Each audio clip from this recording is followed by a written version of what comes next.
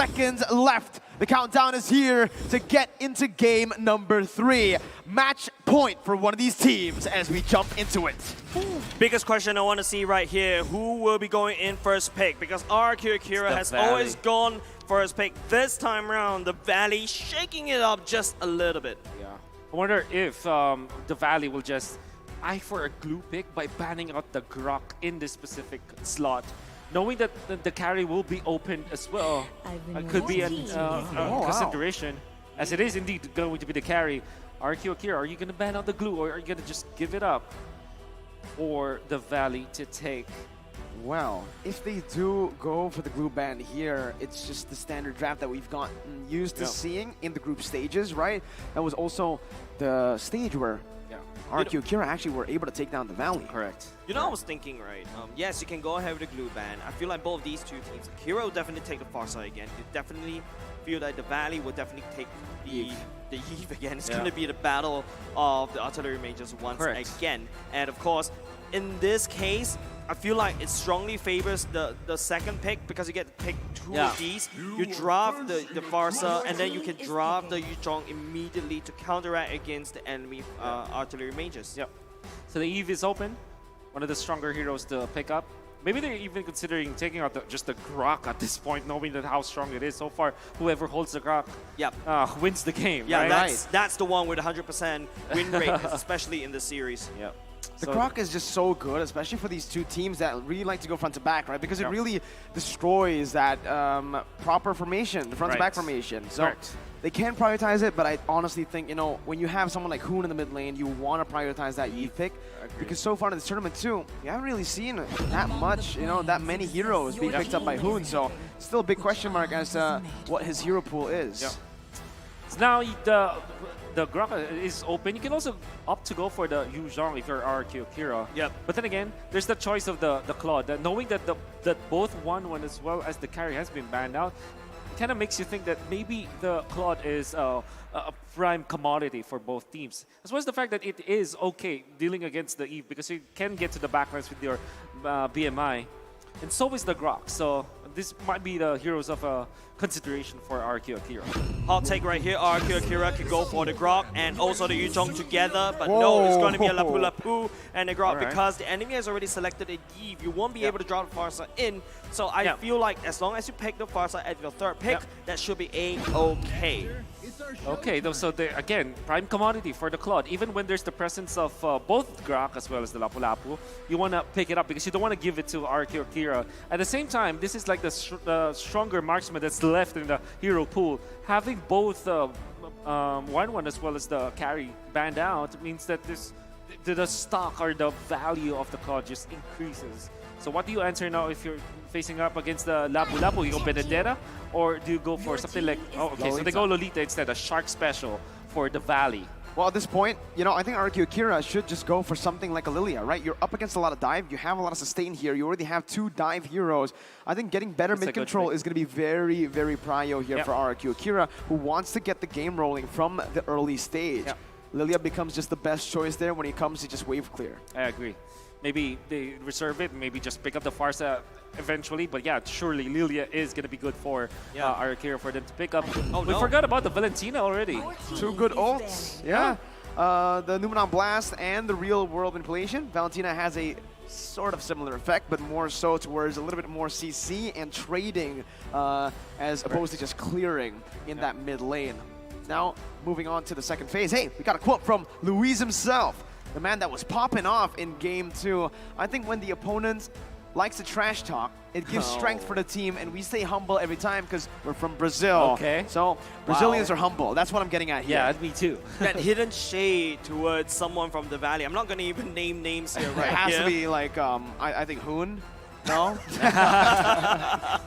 But it's going to be RRQ Akira banning away the Barats. I'm guessing that's definitely going to be a Fredrin ban coming off from RRQ Akira as well. You don't want to give Mobazane something that he's more comfortable with. But I feel like what the Valley truly shines at is comfort picks, right? But here we go. It's going to be a Leslie taken away. I feel like the Beatrix should go next coming out from the side of the Valley. But technically speaking, you have a Lolita, the shield coming out, Yep. the Niru's passion can get cancelled. Yeah. Lolita is a classic, in a way, counter to the Beatrix. And you also have the Eve.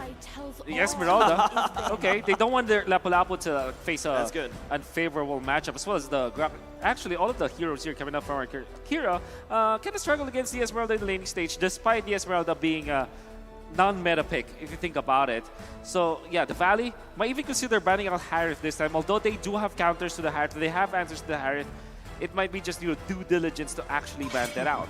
They're doing a really good job at Ling. shutting Fight Okay. Chicken down, right? RRQ, Akira, you can already see Esme taken out, Glue, Joy, Grok, Lapu picked up. Benedetta was banned by the Valley, so now it's Fight Chicken. Big Yeah. question mark on him. What is he gonna play, right? This is so far a brilliant draft that's been executed Yep. by Coach Cabral.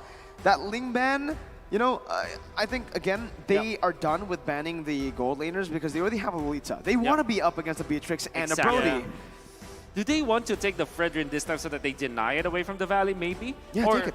actually, I will not mind if they go for something like a Popol and Koopa. There you go. There you go. The Fredrin denial coming out from RRQ. Akira, very smart coming out from the Brazilian squad. I think something that RRQ Akira also needs to look out for is that, yes, you're drafting a Fredrin, you're drafting a Lapu-Lapu and a Grok. Well, technically speaking, there's a lot of burst damage going in, but when it comes to, you know, constant DPS, the Valley definitely truly shines. And you know that Claude will go in with the Hunter's Sword, you're going to shred through, and there you go, the Thamus chicken. leaked for Fried Chicken.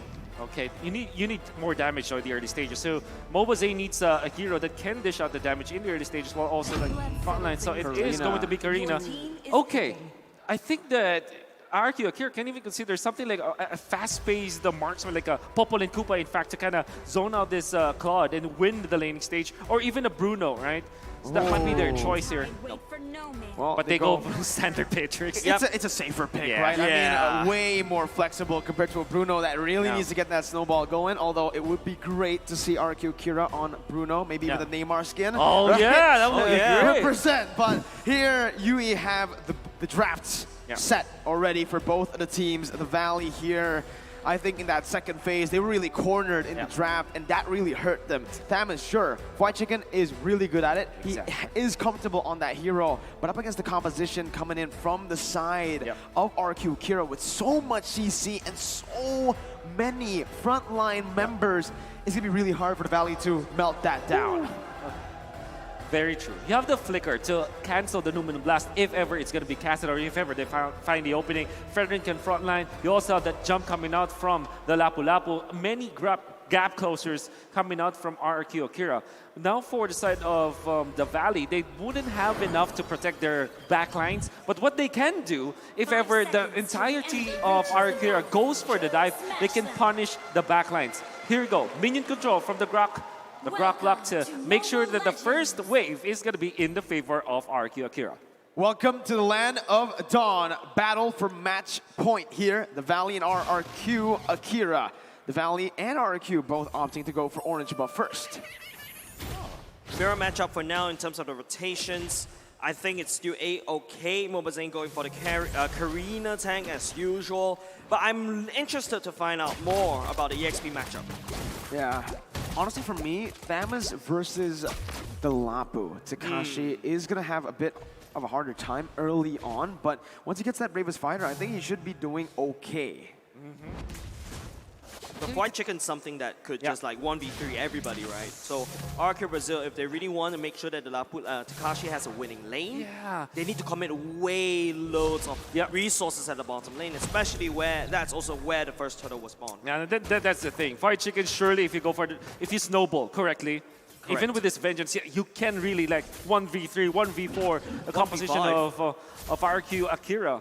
But then you're gonna be asking the question, what is really the Valley's plan in here? Do they want to just pave the way for Basic to be farmed in the latter portions, or do they activate this Claude together with the power spike of both the Karina as well as the Thams, right? Because if you're looking at RQ Brazil, it is really one-dimensional. If you think about it, it's pretty standard. It's a template. What they need to do is just to team fight with the Valentina and the Fredrin and pave the way for the damage output to come from the Beatrix. On top of that, use the dive to get onto Hoon and Basic, right? If they are able to do that, getting those damage dealers out of the way, the Valley have drafted themselves a 3 frontline composition. Once again, RRQ Akira technically doing the same thing here. Mobazane getting a very cheeky steal over to the gold buff. But in terms of the mid-control, it does seem like RRQ Akira will have more say there. Even rotate the Valentina down in the XP lane. Yep, it's going to be Fried Chicken. I think that's already ultimate activated as well. Second and Fried Chicken duking it out. At the same time, the Turtle is already a little bit half HP. More than quarter, actually. King is already there. Safe, secure by the Turtle. First Turtle going in. It's going to be Luminum Blast. Denied by Lewis with the wild charge. Oof. Early on. This time, RRQ Akira take the objective, but there are no kills traded back for the Valley. Again, another choice from the RRQ Brazil squad. We call it the Brazilian rotation, where you go for the you port your mid laner to the XP lane so that he gets level 4, and also the roamer is left with a full minion wave in the middle before the turtle starts. What happens is you have 4 ultimates available, and you have a lot of zone out. You have a lot of dudes just frontlining a lot of dudes for RRQ Brazil. Oh, that's a lot of damage coming out because of Lugusta. Shark forced to use the flicker and the shield just to get out alive. That's a lot of damage already in the early game for the side of Lugusta. Gusta is an absolute monster. Remember his stats, right? Number 1 in hero damage, turret damage per minute. I mean, yeah, and per game. So right now on the Beatrix, he is very comfortable. This is the hero that likes to, clear waves and siege. Usually you see a lot of the Brody as well, but now on the Beatrix with a lot of resources being placed in the gold lane, you can already see, oh, that's a cut, that's a cut. Look at the gold lane. Ooh, close. Almost. Very close. But RRQ Akira, this is the draw that favors the Beatrix, right? You do have 3 frontliners in the mid, and standing in front of the Beatrix, basically allowing Lugusta to free hit. Sengon, on the other hand, could take Super Shark's Luminum Blast as well to set it up for RRQ Akira. So many things that RRQ Akira could do. Yeah. All of a sudden, you have a ton of crowd control coming out from RRQ Brazil. You also have a lot of dive.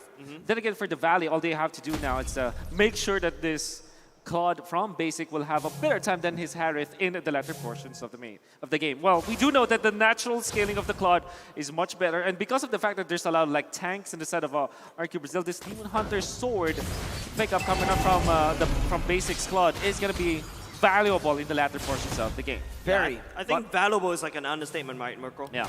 Yeah. Early on again, right? You can see it.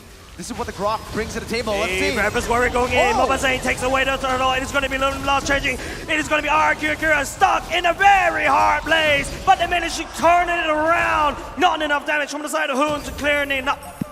It's the opposite that's happening here. RRQ Akira, they're trading kills for the turtle. They're saying, the Valley, if you want it, if you want to use that many resources, if you want to lose all your HP, just getting close to the turtle to steal it, go ahead. We'll take the kills and we'll take the turret gold. And maybe they might even actually be able to take that turret. Not just yet, though. 5-minute item check, Wolf. Yeah, okay, so we can see the Claw of Destiny already up and available for the Valentina. We rarely see very quick pickup on the Claw of Destiny for Valentina, but because of how he was able to get a double kill, level advantage as well as gold advantage over the Eve, which means that if ever he is able to steal that Eve ultimate, that's gonna pack up a punch. Oh, look at this.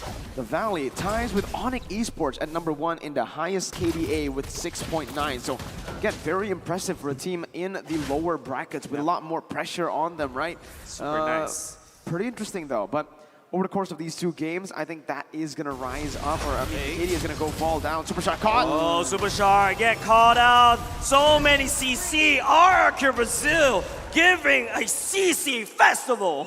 It's complete 180, dude. RRQ Akira are doing what the Valley did to RRQ Akira in the first 2 games. They're the ones finding the proactivity on the map. And again, King and Mobazane, every time they're on tanks, they just like to beat each other up. Basic, though. Ooh. A lot of Nibiru's passion going in. Hoon going, try to clean it up. The sniper ran a shot, will be able to just melt down Hoon's shields for now. The fact that they cleared up top lane, the defense coming out from the Valley, even when it's very expensive with the ultimate usages, I think it's worth for the American squad because now they will have more time for Basic to farm and they keep their turret up top. More ways to control the map or at least equalize the control of the map between them and their opponents. The American squad. Which American squad? That's true. Southwest of the north, but Luis coming in with the wall charge as well. Mobile Zane trying to make some damage towards Luis. It is going to be Basic and Hun focusing on the Lord turret instead. Luis from Matas will not be able to land. Luis will need to run for the hills, but nowhere to run at all. Basic, the ultimates from the valley, kills 2. Oof. And it's also a turret take, right? Yep. They are absolutely amazing at translating King. Wow, wow, wow, What do you wow, want? wow. That's a lot of damage coming out of Fried Chicken. This is why you ban the damage from Fried Chicken. Whoa! Super Shark still going as Yeah. well. Zoning Gusta with other members to This- come into siege. This aggression coming out from the Valley is just unprecedented. All of a sudden you thought, you know, the Valley's a hamster, and suddenly they became, I don't know, A tiger, monster. a monster? Yeah, you know, Fried Chicken just played that so well. He timed the usage of the Vengeance, knowing that at a certain point for King, as the Fredrin, to be able to sustain, you need to hit your opponents, right? So it's the complete counter now for Fried Chicken, knowing that he probably has like Corrosion Scythe now, so that he can be able to pin down this Fredrin. Being in front of the Fredrin all the time, he managed to take him down. And up top, you saw Super Shark utilizing the Numinum Blast for zoning out the members of RRQ Brazil. Yes, wasn't able to hit it, but he made a big zone out, box out, against the side of RRQ Akira. Yeah, I mean, if you don't land the ultimate, it's just called a zoning ultimate, right? But that is a very Corrosion good zone Scythe. coming out from Super Shark. There you go, Corrosion Scythe for the Thamps together with the Dominant Size means that Fredrin is no longer a problem for the Valley. I mean, he also built Radiant Armor first, right? So up against a lot of the physical damage that's coming in from the Valley, he's going to be relatively squishy, actually. Correct. Basic can melt him down like it's nothing, and King will really need to finish up on those physical defense items before he can really act as the frontliner. And currently, it's a bit confusing, right? Because RRQ Akira, with their composition, it feels like they have a lot of frontliners, but most of their frontliners are easily melted down by the Valley members. Tekashi still backs up a punch, does have the Bloodlust Axe, and now Dal Nice.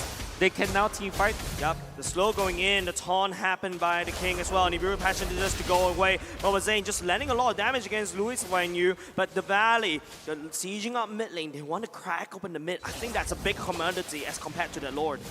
Uh-oh, we'll see it here. Mobazin actually is going to be pinned down, but Basic is there to help him get out of that situation.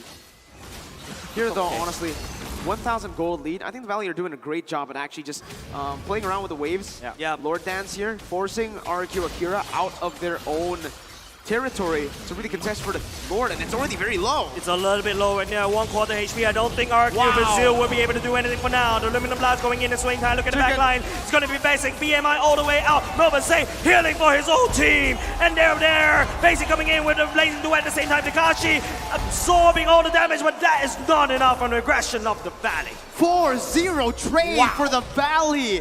Gusta Lagusta there with a flicker towards the real world inflation instead of away from it. I don't know if that was a mistap perhaps, but that's not what you want to see now from RRQ Akira. The Valley with White Chicken absolutely melting down the frontliners from RRQ Akira. They're doing everything they can to really just shut down RRQ. Yeah. Psycho going in again. Real world manipulation. Sagan, there's nowhere for you to run. Super Shark, the Roma will take you down. Oh, Hood is so deadly with the Eve. You can see the timing that he's using his ultimate during the teamfight that happened where they found 4-0.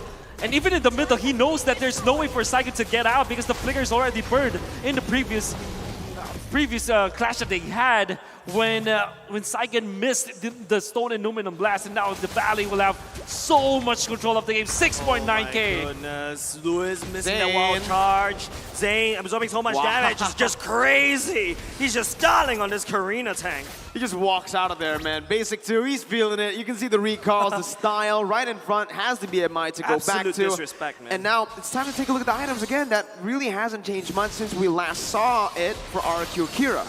The choice coming out from King to prioritize the Radiant Armor. You'll understand why he went for it. He knows that he's going to be battling against both the Eve as well as the Karina, but he didn't respect the fact that the Thams can run him down essentially with the Corrosion Scythe and the Dominance Eyes. Together with the Claw, this Blade Armor will not be able to cut it. Had it been that RRQ Brazil have found the openings in the early stages, with the composition that they have, King will have more items to boot. But at this point, as it stands, there's no sustain from RRQ Akira to frontline against the damage of the Valley. Once again, real world manipulation. Sagan will not be able to use the ultimate as well. Even though he's taken away. But Gusta Lagusta, the wall charge coming up. Louis buying some time. Takashi stunning members of the Valley. But the member of damage, the amount of damage coming off of the Valley is exponential. Oh, it's too much to handle. They're not even getting the frontliners low here. If White Chicken was just, what, oh my god, he didn't even lose a lot of HP there. He was chunked by a bit from the Bennett's Rage, and that's when you know you have a problem. Zayn can walk up to anyone and say, hey, I'll take your orange buff. That's a red tree, though, from King to secure it. But it's still the Valley who's just showing how dominant they are here in the enemy jungle. Yeah. Look at him. I was expecting more heal, more damage, but the amount of disrespect coming up from the Valley, though, wow. Confidence. He just manned up against 1.6k damage from the render shots from Gusta Lagusta and then just regen it up in just a few seconds. The amount of sustain from the Valley overwhelms RRQ Akira for now. And I'm pretty sure that this Lord Dance is going to be instrumental for both teams. The RRQ Akira needs to take this away, but the Valley's not letting them. The Valley's definitely not letting them. Fried Chicken already at the back line. Look at the render shot, would not be able to connect. That's one big mega damage, but look at Fried Chicken.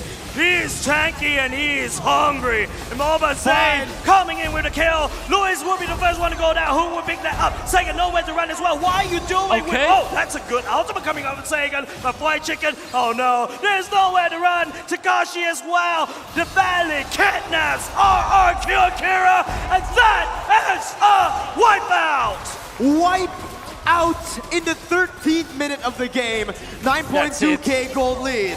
Absolute disrespect coming up from the Valley. The antagonist rampaging all across the lower brackets, and they will gain that lead. Match point for NA for the Valley. And here it is. This is where RRQ Akira needs to make a lot of adjustments. There were a lot of mistakes that were very visible, evident in game number 3. And guess what? If they don't take it properly, it might impact that mentality coming into the final game. That can be the final game because the Valley are looking very solid. Yeah. You can see the misread coming out from RRQ Akira during the fight in the middle, where they went in the zone where the Valley just really flourishes. Top lane, you saw them taking out a turret, 2 turrets, in exchange for like, what, 4 members? And then White Chicken simultaneously outplays his jungler, his matchup in the jungle in the mid lane. Then eventually, they found an opening in the last stage where they have a big economic lead, right? And they played the Lord Dance so well. It was very clean. You saw them just zone out the King when he's just trying to go for the steal. No chance at all for RRQ Akira to steal that Lord from them. Then eventually they were able to push after the wipeout. That's what you have, right? When you're so far ahead, you can just play around those waves and you can play around the Lord so well. If RRQ Akira went for the Lord, they can just force a fight. If they don't, they're going to lose out on minions, XP, and gold. So it was a lose-lose in the end for RRQ Akira, but the analysts will dissect what RRQ Akira could have done better in the drafts and early on.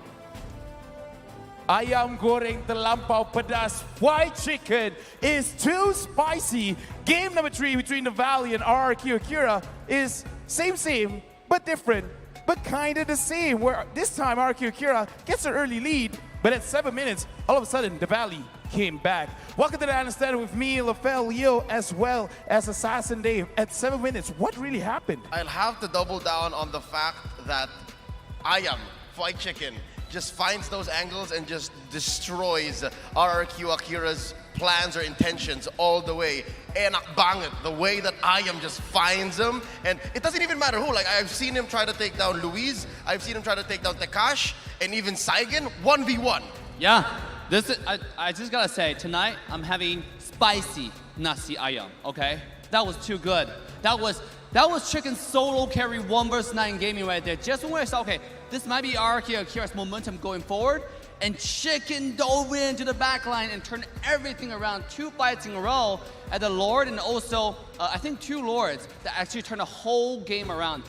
Oh my God, what a play by Chicken. There's a reason why his Tamos was banned earlier in the series. Perhaps has to be considered as a ban coming up. We're gonna look at itemization as well as the hero picks because again, RRQ Akira, they did very well in the early stages of the game, but then all of a sudden, things turn up. And honestly, at the same part of the map where it's at the top side where for some reason the Valley managed to catch RRQ Akira with the pants down.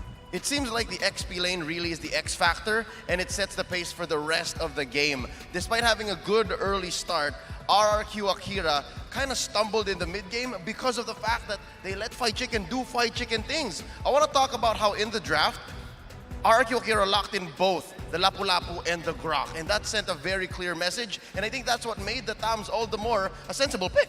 Yeah, when I look at a draft, I was kind of worried, right? But the last pick, when the Thamus comes out, let's take a look at his item. He has Corrosion Sight as well as the Blade Armor, right? That shows you when he goes to the backline, active the Vengeance, he's going to be unkillable. And by the way, if the Beatrix trying to use the SMG to damage him, that's going to be a suicide, right? That's going to be like just damaging yourself, but the reflection damage is way too high.